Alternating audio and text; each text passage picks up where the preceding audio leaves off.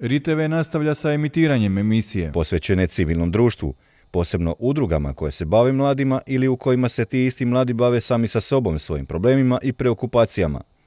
Svaka je od tih udruga dio lanca društvenog aktivizma, volonterstva, altruizma, karika u stvaranju boljeg društva. Zato emisiju i nazvasmo Karika. Dobar vam dan, poštovani gledatelji. Dobrodošli u još jednu emisiju Karika. S nama je danas udruga Tetrijeb i gospodin predsjednik udruge Tetrijeb, Ivica Križ. Poštovanje, dobro nam došli. Hvala i vama što ste me pozvali i nadam se da ću još koji put gostovati u vašim emisijama, a i na Hrvatskoj televiziji. Evo, vi ste nam danas doveli još jednog gosta ovdje u studio RITV-a. Riječ je o Tetrijebici koja ima 3 godine, ste rekli? Tako je. I pilića. Jedan pilić je ovdje, sad se ne vidi, od 1 dana i drugi je od 2 tjedna. Recite nam konkretno udruga Tetrijeb čime se bavi? Zaštitom tetrijeba prvenstveno, ali još mnogo čim drugim. Pa evo, projekt je počeo prije 5 godina, 2012. godine. Gdje smo najprije izradili studiju da bismo dobili dozvolu od Ministarstva zaštite okoliša i prirode. Zatim smo napravili jedan projekt LIFE kojega nažalost nismo poslali. Tu je i radio Šumarski fakultet koji je izradio pjevališta, broj pjevališta. To je doktor Marijan Grubešić iz Šumarskog fakulteta. Tu je i docent dr. Dejan Konjević koji je napravio jednu diplomsku radnju na Veterinarskom fakultetu. Oni nam puno pomažu u analizi fecesa, izmeta svaki mjesec da vidimo kako su ptice zdrave. Moram tu spomenuti još i knjigu kumstva. Tu je puno ljudi koji je uključeno. To možemo možda malo vidjeti kako to izgleda. Uvod. Eto. Tu je i priznanja, zahvalnice. Evo možemo, kada već gledamo to, možemo spomenuti i ove što ste nam vi donijeli ovdje u studio. Tako je. Vi ste zapravo vrlo svestrani. Vi ste čak i svećenik, osim što se bavite zaštitom tetrijeba. I sveučilišni profesor. I evo, dobio sam za volontera godine od župana gospodina Zlatka Komadine, na što sam vrlo ponosan. Isto tako iz Lovačkog saveza u Sloveniji priznanje. Isto sam časni član Lovačkog društva Bavno polje u Sloveniji. I svakako tu bi se najprije zahvalio mojim donatorima koji me podržavaju. Tu je prije svega Primorsko-goranska županija, tu je Lovački savez Primorsko-goranske županije dr. Josip Malnar, tu su gradovi Rijeka, Zagreb, Kastav i Čabar, Rotari klubovi Rijeka, Ljubljana, Kočevje, zatim razni drugi donatori, fizičke i pravne osobe. Isto tako imamo veliku podršku od Slovenije i biotehničke fakultete. Možda bi bilo dobro da nešto kažem i o projektu Interrekt kojega smo poslali 13.11. Evo ove godine. Očekujemo prve rezultate u 3. mjesecu 2017. O čemu konkretno govori? Evo možete malo razjasniti našim gledateljima. Svakako. Znači, taj projekt se temelji, vrijedan je 703.000 eura, sačinjava 5 partnera, to je projekt Interrekt između Slovenije i Hrvatske. Vodeći partner je Udruga za zaštitu životinja i voditelj sam ja, moja malenkost. A partneri su Nacionalni park Risnjak, to je gospodin Miljenko Gašparac. Drugi partner je Veterinarski fakultet u Zagrebu, docent dr. Dejan Konjević, zatim Lovska zveza Slovenije, tu je predsjednik Lado Bradač i njegov pomoćnik Janeš Krk, koji me jako pomaže i prati u tom putu. Zatim Biotehnička fakulteta u Ljubljani, to je dr. Ivan Kos, i Zavod za gozdove Slovenije, to je Živan Veselić, a na projektu žurno radi magistar Perušek, Mirko Perušek. I taj projekt, evo sama udruga ima projekt vrijedan 300.000 eura u 2,5 godine. Koji su ciljevi? Ciljevi tog projekta su dati smjernice za izradu akcijskog plana, jer bi obuhvatili zapadni Dinaride, okružili bi to područje. To znači slovensko i hrvatsko područje bi okružili i dali smjernice, svi partneri slovenski i hrvatski, da se ide u izgradnju akcijskog plana i da smjernice gdje bi jedno i drugo ministarstvo izradilo plan djelovanja. Znači, prvi dio se tvori na izradi staništa i svakako faze predpodivljavanja gdje bi se napravila jedna velika voljera 80 metara puta 80 metara, 6 metara visine, gdje bi ptice se prilagođavale na divljinu, a bez prisustva čovjeka. I zapravo napravili bi temeljni cilj, što zapravo, nažalost, Ministarstvo zaštite okoliša i energetike ne čini. Ne krivim doduše njih jer imaju premalo resursa i ljudi da bi uopće to mogli raditi. Puno puta sam s njima razgovarao, oni su i napravili tu knjigu, Crvena knjiga ptica Hrvatske, gdje je unutra i naš tetrijeb gluhan, Tetraurogalus, i on je strogo zaštićena vrsta od 2005. godine. I tu bi ja samo citirao šta piše. Potrebne mjere očuvanja. Izradom i provedbom akcijskog plana za očuvanje i oporavak populacije tetrijeba gluhana u Hrvatskoj, te planova upravljanja za važna područja za ptice u kojima je tetrijeb ciljna vrsta, potrebno je osigurati adekvatne mjere zaštite tetrijeba gluhana. Potrebno je oblikovati i ugrađivati uvjete i mjere zaštite prirode u šumarsko-gospodarske osnove. To znači, tu treba uključiti svakako i šumare i lovce, znači svi koji su unutra. Da ne bi sve stajalo na zakonima, na papirima, znači moramo jedanput složiti i ja ću se truditi svim silama da se oni koji su u šumi prisutni i oni koji su od zakona nekako spoje i nekako da polučimo jedan pravi rezultat i spasimo tu gotovo izumrlu vrstu kod nas. Evo, sad ste mi dali odgovor na pitanje. Dakle, tetrijeb je već gotovo izumro. Koliko ima jedinki sada? Pa procjenjujemo, evo, radio je doktor Grubešić na tome, 10 aktivnih pjevališta u Gorskom kotaru.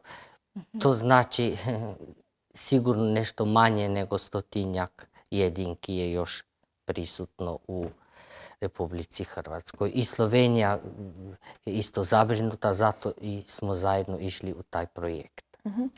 Na koji način se njih može, znači, još očuvati? Lovci, dakle, osim ako nisu u krivolovu, rade za njihovu dobrobit. Prihrana i tako dalje. To ćemo baš tim projektom regulirati jer bi željeli da tetrijeb gluhan bude na nivou risa i vuka koji već imaju akcijske planove, no međutim Ministarstvo zaštite okoliša i energetike preferira predatore koji su na vrhu hranidbenog lanca. Nažalost, ja bih volio tu sliku mijenjati. Prvenstveno je stoga jer je ispuštene jedinke su vrlo lak plijen predatorima. I uspješnost projekta, evo Francuzi su radili ta istraživanje, je svega 15%, ali svakako 15% je više od 0%. To bih htio, evo, tu poruku odašljem Ministarstvu zaštite okoliša i energetike. Nadajmo se da su nas čuli i nadam se da će nas čuti još sigurno. Recite nam, kakav je nekakav ciklus tetrijeba gluhana u prirodi? Pa u prirodi, znači... Donijeli ste nam i jaja ovdje. Jesmo. To smo imali prvu uspješnu godinu nakon 3 godine uzgoja. koke su sjele 20 jaja, izleglo se 6 pilića, od tih 6 pilića jedna koka i 5 pjetlića. To je bilo sve popraćeno i u Lovačkom vjesniku u 7. 8. broju. To je u Hrvatskoj, možemo vidjeti malo. Isto tako i u Lovačkom vjesniku u Sloveniji. Tako da zdušno radimo i jedni i drugi. Evo, možemo vidjeti malo. I taj dio. Tako da sam ciklus pjev Tetreba Gluhana počinje u travnju, u mjesecu travnju i pjeva različito tamo pa do početka 6. mjeseca. I u tom pjevu on kod nas se vrlo iscrpio, čak je gubitak težine do 1 kilograma, iako on teži 5 kilograma, dok koka teži oko 2 kilograma. I vrlo je to stresno razdoblje jer on u tom vremenu samo pjeva, ništa ne jede i samo pije vodu i onda zaboravi na prehranu, što je vrlo, vrlo kritičan uzrok. No, međutim, evo, ove godine smo ipak bili uspješni. Čime se hrani? Da, prehrana je vrlo komplicirana. Znači, mi im dajemo za jesti, znači, finišer za fazane, gdje stavljamo unutra od smreke jele ove iglice, od igličara. Zatim stavljamo unutra i šipak, ljeske, ove resice od ljeski, šta su sad, evo to jako vole jesti. Isto tako od zelenila, salata, maslačak, isto tako bukva vole jesti i to bobičasto voće, jabuku naročito i tako dalje. Recite mi, u prirodi se mogu dakle pronaći ovako jaja? Recimo izletnici odu u šumu šetat i naiđu ovako na jaja. Je li to moguće ili je teško ih naći? Danas bi to rekli da je utopija. To možda u 80. godinama bi mogli tvrditi, ali danas sigurno to ne više, nažalost. Jer, nažalost, ta koka mora 25 dana sjediti na tim jajima. Za tih 25 dana može doći i lisica, i vepar, i lovac, svi mogu doći, jel? I pobrati taj ulog, jer ona brani gnijezdo. Jer, još bi rekao, lako za jaja, ali i tu koku koja bi sljedeće godine opet nesla jaja, nje više nema, jer ona daje život za taj polog. Aha, koliko dugo inače mogu živjeti i kolike su im nekakve Pa tamo negdje do standarde? 15 godina. Do 15 godina čak, evo. Da. Pa to je zapravo jedna lijepa dob, nažalost, ako nije prekinuta. Tako je. To su vrlo stresne ptice, s njima treba znati i to nisu kućni ljubimci da ih hvatate rukama, gladite i tako dalje. Bitno je kod tih ptica svakako da imate odnos čim manji, da budu one čim više divlje, da ih čim više prilagođavate na njihovu prirodnu okolinu.